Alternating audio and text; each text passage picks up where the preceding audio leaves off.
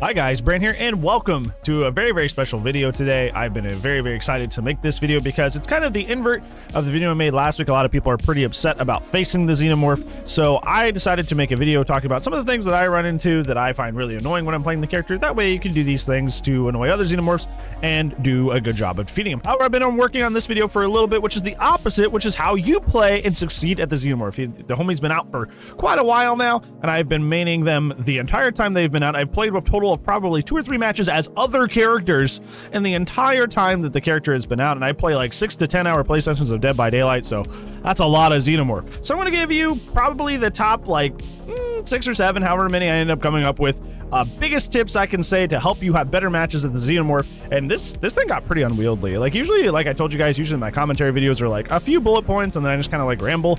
This is getting kind of like very dense, and it's starting to look almost like a guide, so I may flesh this out and make it a full guide if I'm feeling spry and like my big brain. But let's go ahead and get started with the biggest tips that you have to be a better Xenomorph. So first, I want to talk about, first and foremost, the most importantly, is how the tail works, because the tail, at a glance, is extremely finicky and weird and really hard to figure out how it behaves. So I'm going to be putting some footage up here over top the usual B-roll, showing you how the Xenomorph tail works from a hitbox perspective, what's happening on the game's end of things, and it's a little interesting. So basically, a lot of people, when they first got into the Xenomorph, they assumed it was going to be a 1-for-1 with Nemesis's tentacle, because you can click drag both of them, so ergo they're the same, right?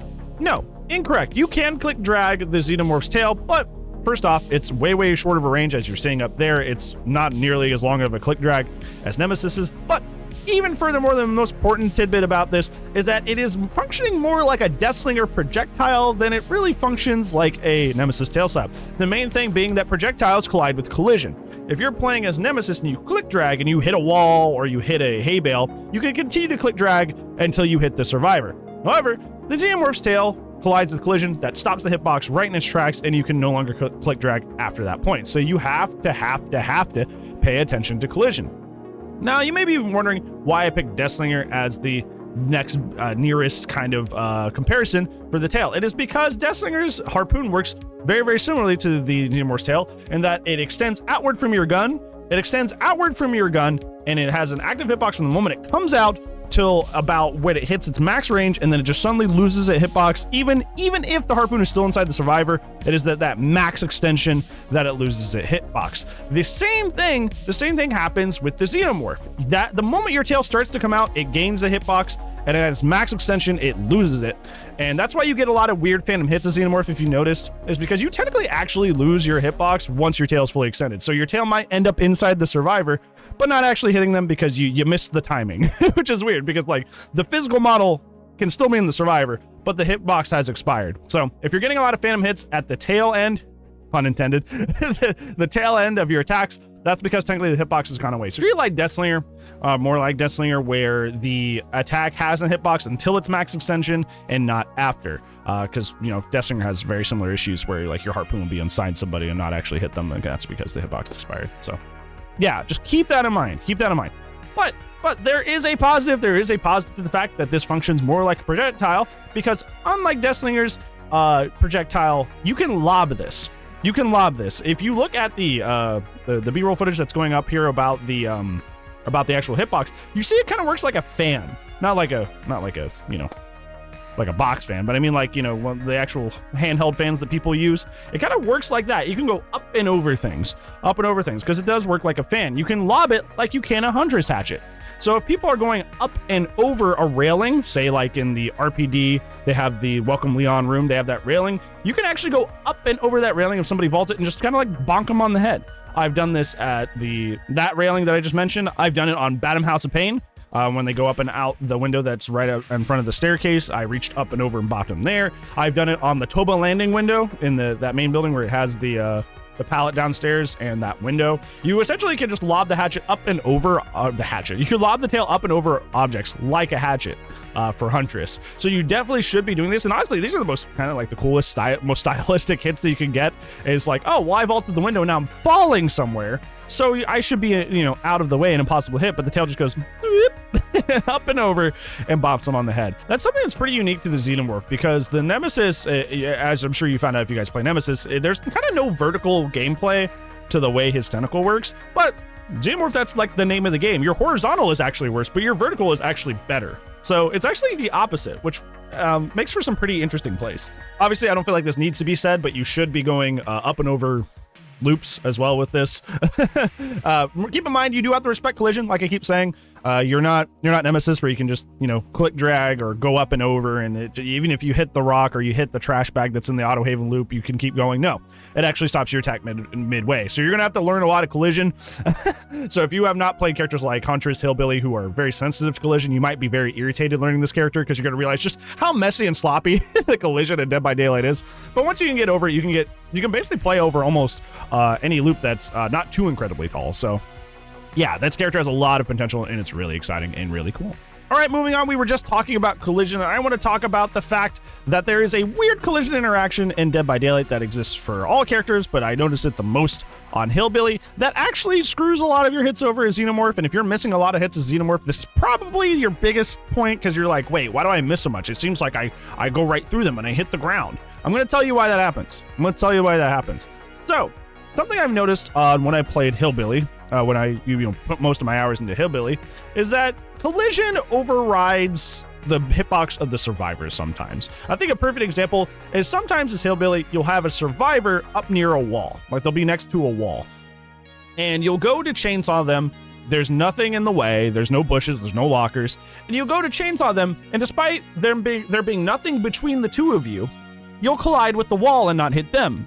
And it feels like you just got completely robbed, and you're super confused what happened, and it's super frustrating. But what's happening there is, even though you technically went straight through the survivor, for some reason Dead by Daylight prioritizes the collision of objects over the hitbox of the survivor. Why it does that, I don't know. I kind of hate it. Believe me, went down that Hillbilly path, played him to death. It happened so many times, it was so aggravating. But that's just kind of how the game works, is if there's a survivor hitbox and the collision of an object, it goes, no, collision of object goes first. And that's just like the order of priority for whatever reason. So, the same thing happens with Xenomorph's tail, and this mostly comes into play when people are aiming below the legs. Because what has collision that's literally everywhere on every map? The ground. The ground has collision, and it's everywhere, and you can't escape it. So what I've seen a lot of Xenomorphs do is they'll be aiming like at the legs of the survivors, or like below their waist, and they'll just get a lot of phantom hits where they're going straight through the survivor and getting the little yellow collision box, you know, the little yellow effect when you hit an object and not a person. And they're like, bro, what's happening? Why is that a thing? You notice this happens a lot with turrets too, which is pretty interesting. You'll go to hit a turret and you'll get the floor effect instead of like actually hitting the turrets. That's because it's prioritizing the collision of the floor over the person. So when you're aiming your tail, by the way, the if you didn't know this is a very also cool thing, is that the tail that kind of like drifts into your field of view is almost directly lined up with your actual, like, the start of your hitbox. So kind of use that as a crosshair to guide you in terms of making your shots. But to avoid the collision problem with the, hitting the floor, I would recommend that you aim center mass or higher when you are using your Xenomorph tail. Try to aim for the center mass. If you guys don't know what center mass is, or you're not familiar with that term in FPS, it's like you're just like your waist up. Try to aim at like the chest, stomach, neck, face area. Do not try to aim for the waist below, because you aim for the waist below, especially since you're in crawler mode, you're already really close to the ground. You're obviously going to very often just start hitting the ground instead of the person. And obviously that's really frustrating. So aim center mass with your tail, and I guarantee you will start hitting way, way, way, way more of your tail swipes. Way, way, way more.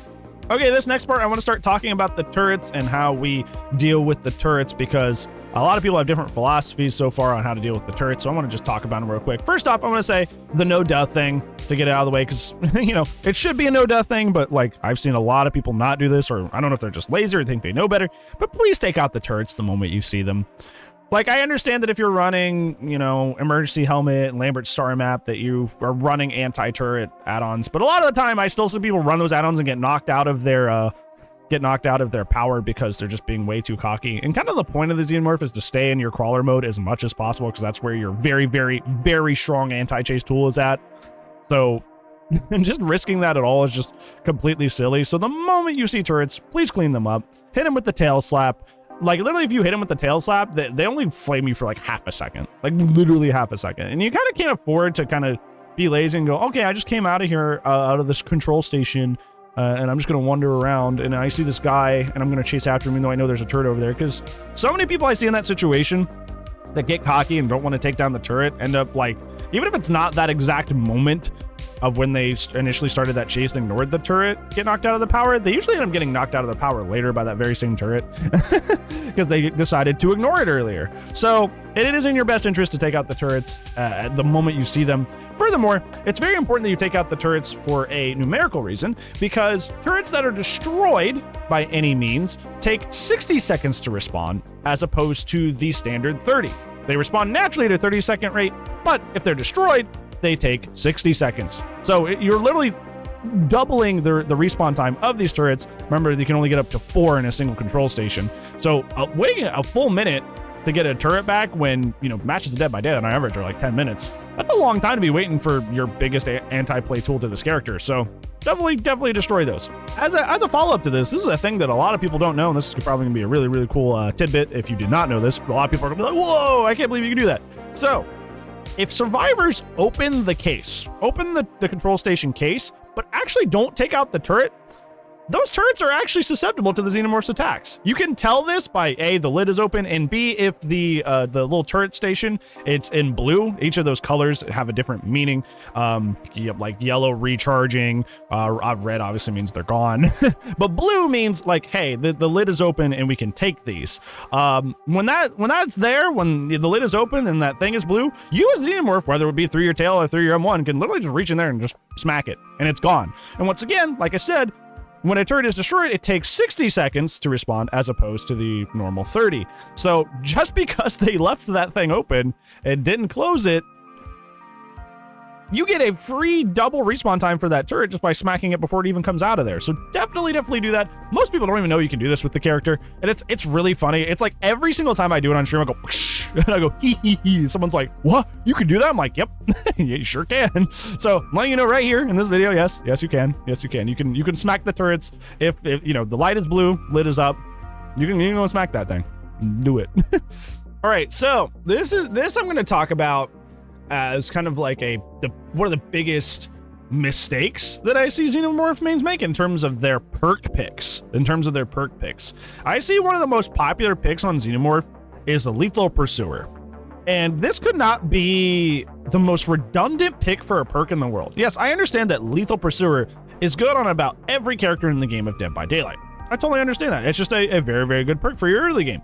And obviously it stacks with any sort of aura reading that you get later in the match, whether it be add-ons or perks. So it's just kind of like a good perk in general. On Xenomorph, it is completely redundant, and I'm going to explain why.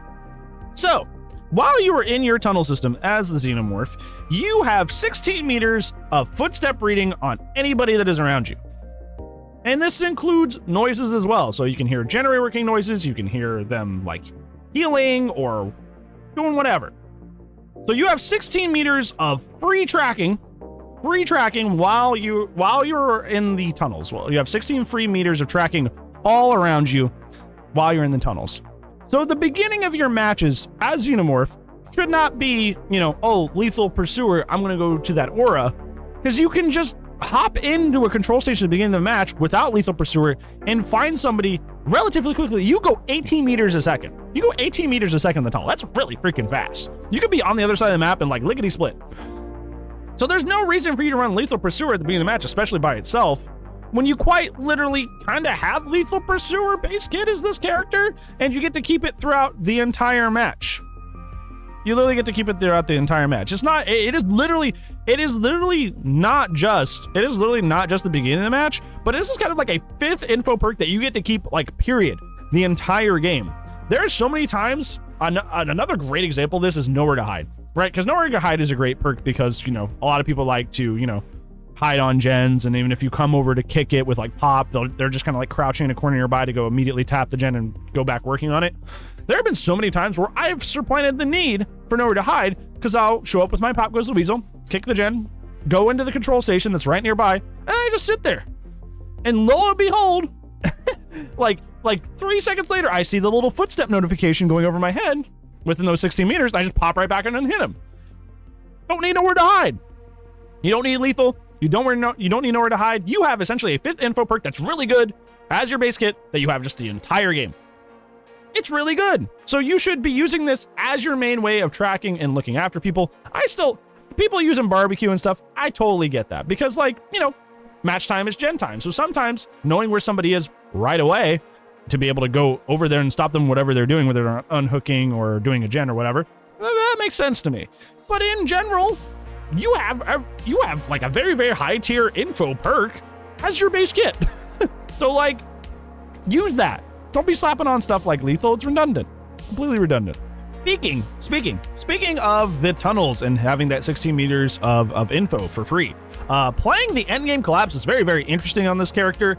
And you're kind of a demon. You're kind of a demon in the endgame collapse. But I'm gonna just to disprove a very big misnomer that the Dead by Daylight community believes for some reason. A lot of people believe that from the tunnels you are able to hear the hatch. That is not true. Some people have said, oh, you can hear it. Some people can, well, you can only hear it if you're directly beneath it. You cannot locate the hatch through the tunnels. That is not a thing. Do not do it. Do not attempt it. It is not a thing. You cannot. I don't know where this came from. I don't know if somebody just got really lucky in the PTB and they spread it as truth, but this is a misnomer. This is not true. However, you are still very, very good in the in-game collapse because if you find the hatch quickly and shut it, you're running 18 meters a second in the tunnels and you have 16 meters of free info. If you just like zoom back and forth between the doors, you're going to catch that person. Unless you're just flat out not paying attention, that you're going to catch the footsteps of that person. You just are. you are one of the most undefeatable characters in the endgame collapse after the hatch is shut compared to almost anybody in the game. You are disgusting in the endgame collapse. But, you know, a lot of people don't go into the tunnels when the endgame collapse and kind of just like, I don't know, autopilot and walk back and forth like your normal killer, and then they lose the endgame collapse somehow, and it's just weird to watch. Because if you were just in the tunnels, you could just know where they were the entire time. Because they have to get to the exit gate. That's not optional, and as long as you're within 16 meters, you can tell. Now, I see a lot of xenomorphs, and I've experimented with this myself, is like trying to beat somebody to the hatch by going into the tunnels and tracking them. I kind of had mixed results with this. Obviously, if they're healthy and you chase them, they may just reach the hatch before you do in the middle of your chase. But if they're injured, it might be worth it. I've had a lot better results doing this while they're injured, because obviously if you find them and you go chase them and you down them, then, you know, it's a done deal. But while healthy, I definitely wouldn't attempt this. Okay, we're here again with this point. Another big, I feel like, mistake that a lot of xenomorph mains make, and it's something that I tested pretty thoroughly, especially in the first week of playing this character, is that stealth perks have kind of diminishing returns to barely any effect on this character. The turrets not only function as a way to slow you down and to knock you out of your power, but they also serve as info for the survivors. If you didn't know, they have a motion sensor in them, a motion tracker, which has a whopping 41 meters of range. That's bigger than Wesker's tear radius for just for measurement. That's bigger than Wesker's tear radius. So it doesn't matter if you're running monitor and you have a short tear radius, or you're, running something that like Tinkerer or Trail that gives you undetectable. They have 41 meters of tracking on you. They essentially have a false tear radius, as long as they've set up the turrets, which they should be. As long as they set up the turrets, they essentially have a false tear radius that they can listen to at all times, even if you've turned yours off or shortened it somehow. So stealth perks, you kind of have diminishing returns on this character with stealth perks. I would not be going the route of stealth perks with this character. Do you still get value here and there? Oh yeah, you do. But like, running a whole perk slot for that when they can just hear you for the most part anyway is not very good. It's not a very good idea, so I would not do it. And finally, I want to just very briefly cover what add-ons you should probably be running on this killer, because I've been running most of them, and a lot of these, I feel like it's not at any extent on the same level like Pyramid Head or like Nemesis, but like the Xenomorph does not have the most spectacular add-on design, and I think a lot of that comes from the fact that people, like, I feel like Behavior didn't really know how the character would play when they came out, and a lot of the add-ons are really redundant, like the purple add-on that allows you to vault over windows faster while in crawler mode. You're mostly hitting people through windows anyway. You are an anti-window killer, so like, why would you be crawling through the window to begin with? I don't know. Same thing with the acidic blood that everybody thought was going to be OP. That iridescent add-on, they thought that was going to be just completely overpowered. But like, once again, you hit people over things. That's what your character does. So most of the time, you're not getting stunned by pallets. You're hitting people over the pallets. So it's redundant. And that's where most of the add-ons for the Xenomorph sit. It's just kind of being redundant, unfortunately, just because they're too good for their own good. So it makes a lot of their add-ons that help them do things redundant because they can already do these things better just with their base kit. But these are the handful of add-ons that I have found have been particularly helpful, that I have gotten the most value out of. Obviously, Kane's helmet is probably the best one. It is your standard, I use my M2 and I get a mangled effect from it. It's very, very good. There's no reason not to run it. It's essentially just a free slowdown that you can run as a fifth perk. It's very, very good. Obviously, a lot of people combine this with multi-purpose hatchet to get the full effect of Sloppy Butcher as a fifth perk. I think it's probably better, and your sweatiest add-on combo is probably Kane's helmet and Emergency Helmet, because Emergency Helmet is an anti-turret perk that lowers your stagger while being affected by a turret by 33%. So that's pretty good. That's pretty good. Anything that nerfs the turrets and makes them weaker is really good, because that's your main weakness as the character. That is the main counterplay against this character, is the turrets. So probably your best add-on combo is Kane's helmet and Emergency Helmet. So you get that mangled for free, and you are less affected by turrets. If you want to go full anti-turret, like you just really hate the turrets for some reason and you don't want to deal with them, combine Emergency Helmet with Lambert's Star Map, which gives another nerf to the turrets. This one being that they have 2 meters less of range to hit you with, so you can, walk by them way easier and not have to deal with them as much. Like I said, it's almost always smarter to just slap the turret anyway and not risk that. But this does help. I can't pretend it doesn't help. I still think it's better to slap the turrets, but you can play complete anti-turret if you wish, and it is a good add-on combo. Finally, the Xenomorph actually has a really, really good brown add-on, that being the Overmorph Egg. That being that you have 25% regeneration of your crawler mode when you are not inside the tunnels, inside the little tunnel system. And this is good because ideally as a Xenomorph, you want to be in your power as much as possible, because your anti-chase tool is that freaking good that you want to have availability to it as much as possible. And to have 25% regen just as a brown, those numbers are just good.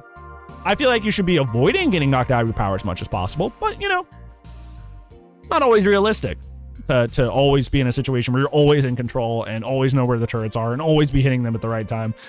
So Overmorph Egg is a very, for a brown, like if this was like a yellow or green, I'd be like, whatever. But as a brown add-on, this is really cheap. A really, really good effect for being as cheap as it is. So if you're like running low on add-ons on the Xenomorph, or you're generally not a person that likes running the strongest stuff, Overmorph Egg is an excellent choice. Very, very excellent choice.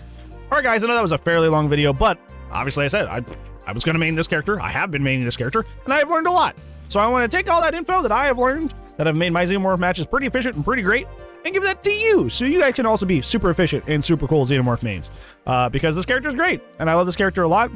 Come from one of my favorite IPs. Character's actually really fun. I think mechanically they're very dynamic, as you can see for the past, 20-something minutes. So hopefully you can take all this and you can make your Xenomorph matches better. That way you can have the best results that you could possibly have with this character, and hopefully it helped. But on that, that's going to be it for today's video, friends. Thank you so much for watching, but I do upload daily, so I will see you tomorrow. But if I do not, I will see you when I see you. Goodbye.